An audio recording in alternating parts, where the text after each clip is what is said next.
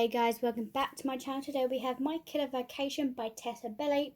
Blah, blah. And I'll tell you now, this book.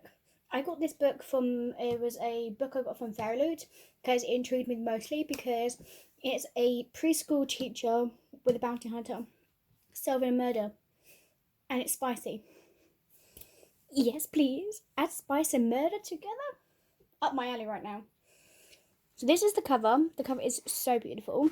We have like these purple sprayed edges all the way around, and then it goes to ombre blue. Obviously the back is this. This won't be a story we tell the grandkids. This one is just for us. Okay, there's nothing on the end papers. And nothing on the dust jacket, but we do have this beautiful stencil edges on censored.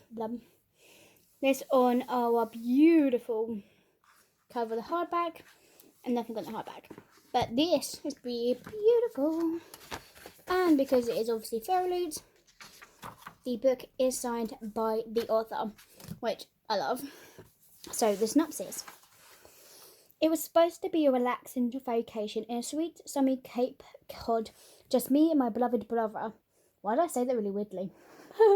But discovering a corpse in our rental home really throws a wrench into our tanning schedule. Now a rude, crude bounty hunter has arrived on the back of his motorcycle to catch the killer and refused to believe I can be helpful. Despite countless hours of true crime podcast listening, not to mention a fulfilling teaching career of wrangling second graders, a bashful bounty hunter and energetic elementary school teacher, the murder-solving team no one asked for, but thanks to these pesky attempts on my life, we start together. Come high or high tide. Oh, that'd be nice. Quote. I'm just here to... What's that? I'm here to do a joke, Joel? I don't know what it says. Not babysit an amateur sleuth. Although it's becoming less and less of a hardship to have her around. Sure, she's stubborn, distracting, and can't stay away from harm's way. But she's also brave, beautiful, and reminds me of the way of home I left behind 3 years ago. In other words, the insatiable hunger I protect if or she's waken up in me as a threat to my peace of mind. Before I sink any deeper into this dangerous attraction, I need to solve this murder and get back on the road. But will fate take her from me because I realise the road has been leading to her all along? This book is so good. Okay. So I devoured this in one session. As soon as I got the book, I did read it. I had to wait till I get my tripod so I can record the review, which was a pain in the ass. So I haven't completely read something steamy in a while, like this steamy. I think until I last read Nikki St. Crow book, the Peter Pan retelling, which, cute. So plus that the original, the cover from the original is okay. But this, beautiful cover, beautiful, amazing. So I love this opposite attract dynamic, and the zap of electricity between these two were apparent from the start. And I'll tell you now, it's steamy. This compliment robbed hero doesn't know what hits him when he meets an assuming school teacher who is just finding her strength. He soon discovers that he has a possessive, jealous, dominating streak, and she loves everything about that. Loves everything about him. That's what draws them both to each other. Just. But everything comes full circle by the end. All my initial complaints turn to this book's strength, and the over-the-top connection smoothed out that is something perfectly imitate, right?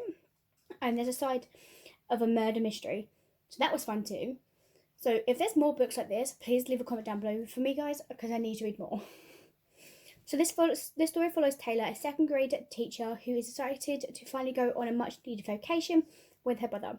So she rented a home at Cape Cod for the next several days, and the chlorophyll tub is calling her name. So unfortunately, the dead body she finds in her rental property means that her vacation has taken a very different turn.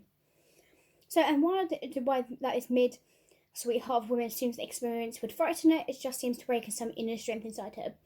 So when Taylor meets the bounty hunter who's tasked with solving this murder, it's a long story, it reacts in a way that she's unexpected. So this man should be terrifying. He seems to scare everyone else, but clearly so that Miles is incredibly attracted to Taylor. So Miles warns Taylor away from the start, but the chemistry seems to keep pulling them back together more, and just like they're like trying to push each other away, but they just keep coming forward, just like yes, just yes please. And it's long enough before these can both acting out of characters. There is a steamy with a capital S, okay? It doesn't take long to get there. Miles and Taylor has a kind of instant connection that jumps off the page, and it can be a lot to handle sometimes. These situations are also influent, okay? Be prepared to fan yourselves, like put the book down for a second and be like, dang, girl. Ooh. Like, So I thought Miles was too much until we started to see his softer side, and he became more of a lovable teddy bear who happens to be a caveman. If jealous Persephid heroes aren't for you, then you can pass on this one, but certainly made some from super steamy situations.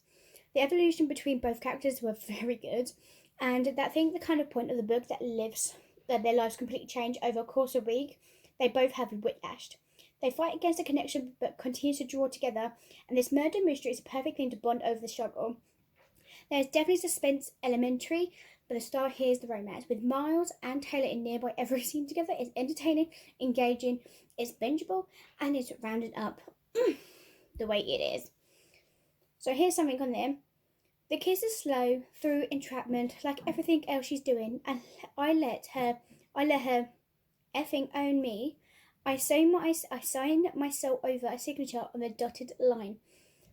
It's like, you're going to keep me safe and make it hurt a little at the same time, aren't you? She's all bright splashes of colours and the great canvas I've been staring at while half awake. Those are some quotes from this book, and I tell you now, it's amazing. Come on. Okay. Let's see if Tessa has any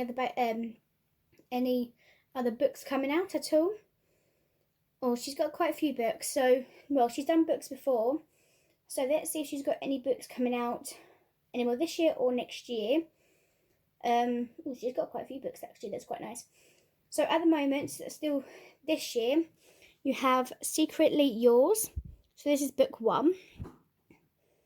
And then you have the second book of that, and that's Unfortunately Yours. Next year, she has got Fangirl Down, so like a sports romance, by the looks of it. And then the second book to that is not, there's no cover to be revealed, but it's Our Pale Affair. And then, oh gosh, we have, this is a 22 release, so 2 years ago. And then we have also another book this year, which is a Christmas one, which is Wreck the Halls. It sounds pretty good. Most of these books do sound really good, and I might have to get some of these books as well. She does have another short, like a novella, and it says same time next year as well. That comes out this year. Then you just got loads of little books. Oh, she done one with 101 Dark Nights. Oh, interesting. Anyway, so that's some of the books that she's got coming out this year, rest of this year, and a few next year. So I definitely have to get some books from her and see what other books will kind of pull to me, because I really did enjoy this. So I hope you guys enjoy, and I'll see you guys next time with the next review. Bye-bye.